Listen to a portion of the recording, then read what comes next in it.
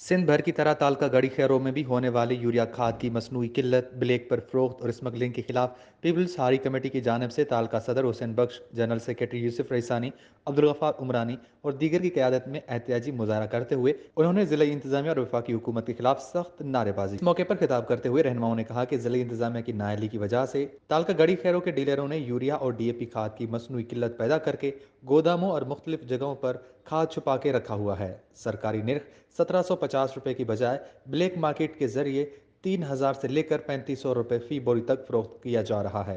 उनका मजीद कहना था कि वफाकी हुकूमत की बेसी और करप्शन की वजह से पहले धान और अब गंदम की काश्त के दौरान नकली बीज और जरी अद्वियात फरोख्त करके काश्तकारों को दोनों हाथों से लूटा जा रहा है। जिला इंतजामिया हर बात से बाखबर होने के बावजूद भी खामोश तमाशाई बनी हुई है। उन्होंने वज़ीर आला सिंध, सूबाई वज़ीर ज़राअत, चीफ सेक्रेटरी सिंध और chief justice Sindh high court से मामले का नोटिस लेकर काश्तकारों को इंसाफ फराहम करने का मुतालबा किया है। वश न्यूज़ गड़ी खैरो।